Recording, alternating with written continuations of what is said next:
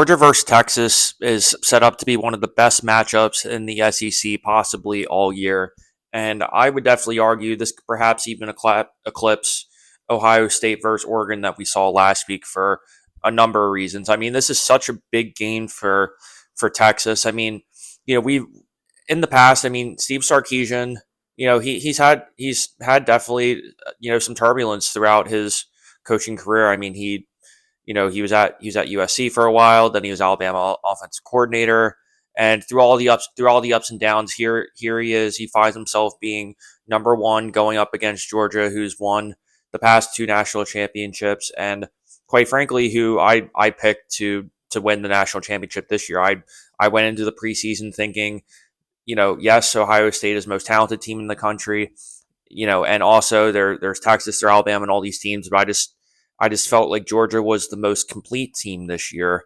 And I guess what I've been finding most, fascinating about this matchup in general, and as I'm thinking about, kind of the grand long-term picture of this game, what I'm seeing with Georgia, and I think a lot of people would agree with this in terms of Georgia, but in order for Georgia to win this game, we really need to see a full, complete game from them, particularly on the defensive side of the ball. I mean, when we think about Georgia football, I mean, let's even go back the past couple games. So you start off week one against Clemson, and yes, the scoreboard shows that they won by, I think it was maybe three possessions or something. But for the most part, that Georgia and Clemson game, both teams started off really slow, and then Georgia kind of ran away with it. So I won't harp on that game too much. But then when you look a little bit forward, you say to yourself, okay, well, they, you know, definitely showed some serious flaws against Alabama and also Kentucky as well. I mean, Kentucky had a decent amount of success running the ball on them. And, if not for maybe a couple different decisions that Kentucky makes in that game, they could have easily have walked away with that upset win. And then we'd be talking about Georgia in the same way that we'd be talking about Alabama right now. So it definitely goes to show that a multitude of teams have had success on them in general, particularly on the defensive side of the ball, and the secondary in general has been certainly inconsistent and giving up a lot of big chunk plays and putting their offense in a situation where they in essence have to put up a whole bunch of points to counteract what the defense has been. Even though under Kirby Smart, the defense has been one of the foundational pieces of the reason why they've won the past two national championships too. And even if you want to talk about Mississippi State last week too, I mean, yes, they ultimately won the game. I think they won 41-31, and they looked great in the first half, but I think they kind of just slowed down a little bit in the second half and really kind of let them come back. And maybe they just got a little bit too comfortable. I mean, you see that a lot though. I mean, even if you want to talk about the games last night, Georgia State and Marshall, as well as Boston College versus Virginia Tech. I mean, both those games where first, second quarter up by two or three possessions. Then before in the fourth quarter, both those games are a one possession game now.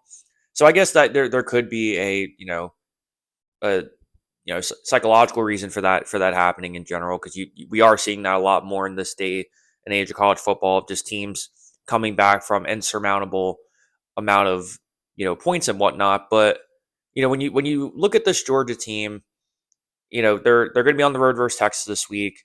They've actually played some pretty quality opponents, which I'll get to in a second. That's something that Texas hasn't necessarily done as much. I mean, yes, they played Michigan, but I even said this on the show. Everybody, I certainly thought Texas was gonna win that game simply because Michigan can't move the ball efficiently enough to really make it a game. And also, definitely check out my Michigan Illinois preview as well that I'm going to be uploading within 24 hours here. But back to Georgia though. When I think about Georgia's keys to win this game, I think there are a couple things that come to mind. I'd say first and foremost, I said it before and I'm going to say it again. You need to see a complete game from Georgia. And what I mean by a complete game, more or less, is I'm going to particularly be highlighting the linebacking core and the secondary. Yes, there is definitely a battle in the trenches too, and there's a reason I'm highlighting the linebackers and the secondary in particular that I think are going to be more of the pinnacle moments of this game to win. You know, Texas right now has only given up one sack this season. So for the most part, Texas offensive line has looked pretty good. And yes, Quinn Ewers hasn't been lighting up the stat sheet compared to the Dylan Gabriels and the Cam Wards and the Jalen Milrows of the world. But the one thing, he is a veteran leader. He is well respected, and yeah, he's had I think 3 interceptions in 4 games, but he completes 72% of his passes. He doesn't make any critical mistakes, and he's running Steve Sarkisian's offense to a T. One thing that Georgia is going to have to answer to, which I think is going to be perhaps the reason why Texas wins this game, is Sarkisian is very creative in terms of his offense. You're going to see a lot of different motions, a lot of different personnel packages. I anticipate seeing them really using their athleticism and their speed to an advantage, particularly seeing a lot of halfback swings, a lot of RPOs, finding different ways for those running backs and those slot receivers to get involved, which is why I think it's going to be really critical for Georgia to really eliminate those after tackle yards after catch sort of plays, because you do kind of have a tendency for Texas where they do kind of like to dump off the ball quick, get a quick 4 or 5 yards and keep moving the ball kind of that way, as opposed to the big, more explosive plays that for example we saw versus Ole Miss versus LSU, for example. So I think it's going to be a high scoring game in that regard, but it's high scoring in a different element where I think both offense are certainly going to have opportunities for those explosive plays to happen.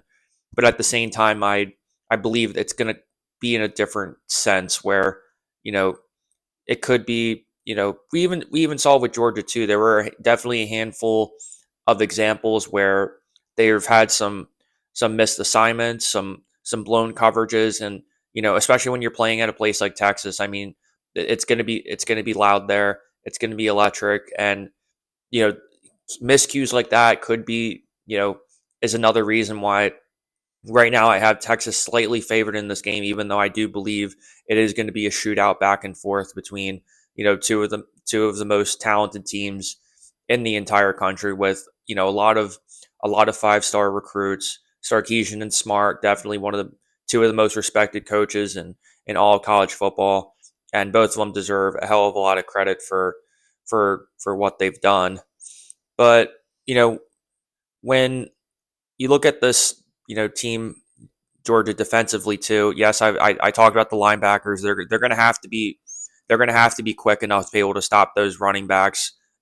Because Texas game plan is going to be using the RPOs, motioning guys, and also getting their athletic key playmakers out in space and just letting them do their thing.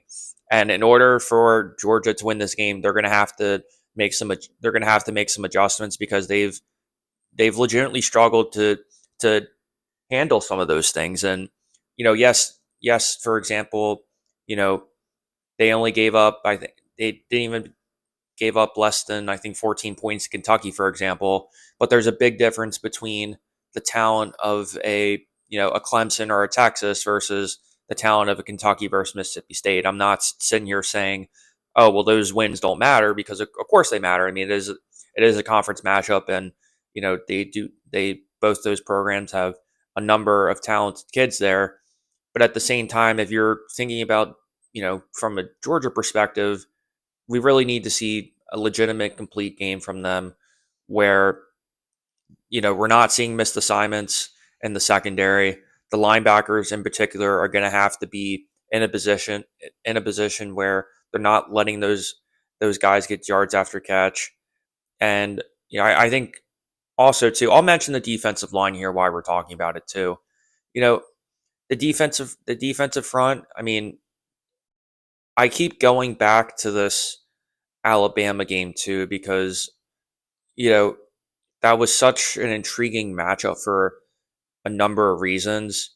Mainly because Jalen Milrow is so creative in terms of getting getting himself in positions where he can extend plays. And I think that's one thing that Quinn Ewers deserves a lot more credit about in terms of his overall, you know, in terms of whether you want to think about it from a whether he's going to be in the NFL on Sundays a couple, maybe next year, or if you're talking about the current right now in terms of him possibly being in a national championship game, is the one thing I think often gets overlooked about him that isn't on a stat sheet is how often I see him progressing through his reads, looking down the field, and finding guys in certain in situations where the pocket might collapse on him, or something of that nature too. Because for the most part, the time and he's had the time and the resources to make to extend those plays and get them there. And that's why I think this is such an essential matchup for Georgia in that defensive line too, because you know they're gonna have to create some pressure on Ewers if they have any chance of winning this game. I'm not sitting there saying they got to have 4 or 5 sacks, but I'm talking on those, you know, third and fives, third and sixes, where maybe they try to catch Georgia linebackers being a little bit overly aggressive, and maybe running a play action where they're hitting somebody in the flat and getting those couple yards. Can that Georgia defensive line get there quick enough to the point where by the time Ewers is looking up at the field, are there a couple linebackers ready in the backfield, ready to pounce on him? Those are the certain type of details that, quite frankly, I think we need to see from Georgia as well. And then, additionally too, I mean, I think there's so much to be said about Carson Beck. I mean, we know what his general intangibles are. We've seen him progress through the past couple seasons, and it's been phenomenal to watch that. He's a really good kid. He's got a solid arm. He, you know, the arm he's got some good arm strength too, and he's definitely progressed in terms of being able to be a little bit better with the deep ball and some of those intermediate throws. But you know, it's definitely a lot to be said too that Georgia is in a position too where they are an underdog for the first time since 2021, and I definitely think that's pretty it's definitely noteworthy, and it's definitely going to be one of those things that I think it's going to be talked about by Fowler and Herbstreit, because I believe they're calling this game. And when you put this full circle, I think the Georgia's offense is going to be fine. You know, there's nothing bad about Texas defense necessarily, but they don't really have like many of those players where I look and see and say to myself, like, okay, like that guy's the game, like he's the key game changer that you have to be careful of.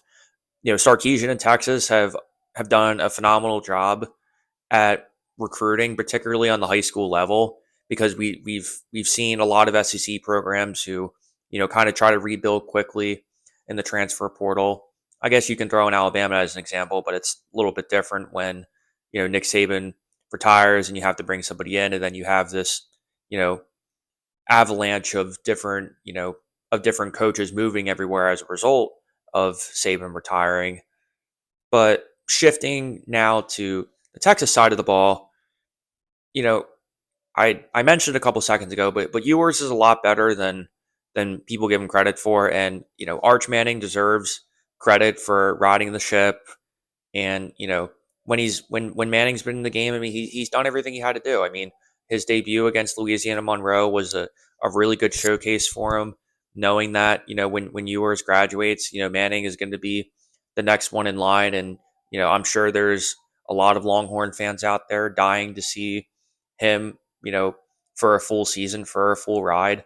But Ewers did have he's had some injury issues throughout the past couple seasons, but the offensive line has really done a good job at making sure he doesn't get hit too much, and also just making sure that he's you know that he's sharp, he's consistent, and he's just a steady presence for this Texas team. And it's been fun to watch too, because it's Texas honestly looks really complete right now.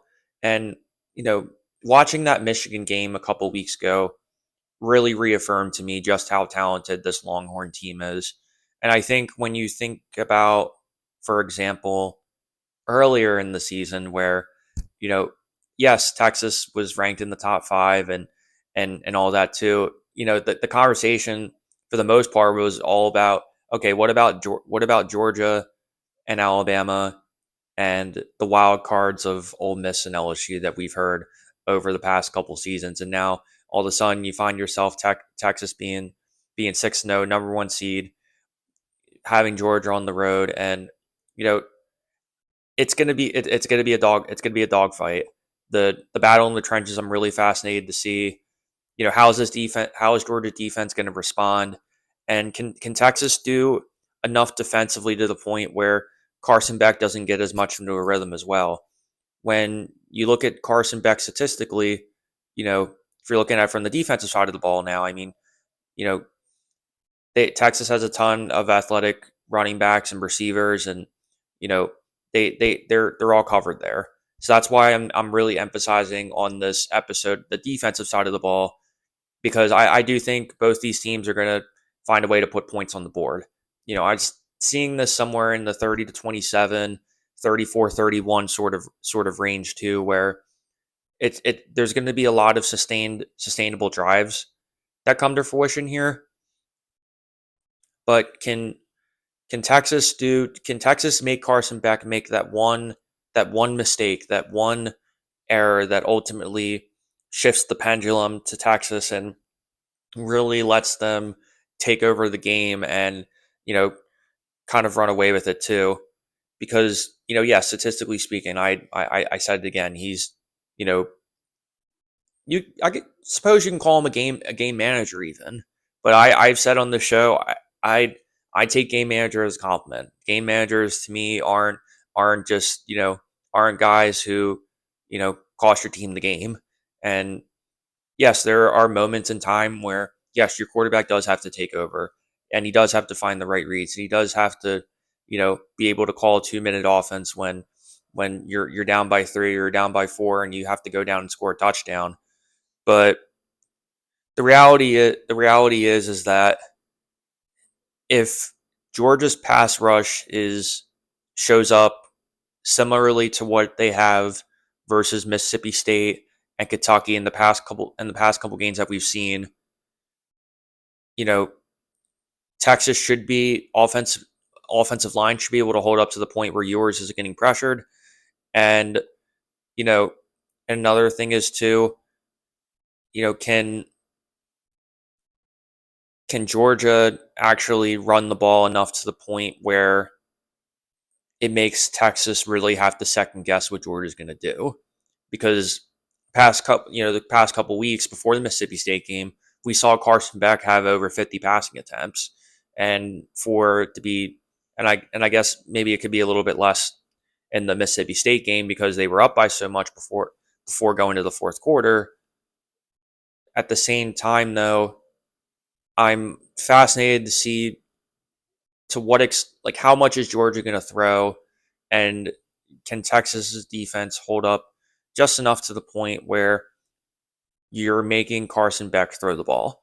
Because if you're Texas, if you ask me, what I would want to see if I were them is you want to see the secondary continue to be inconsistent and miss assignments.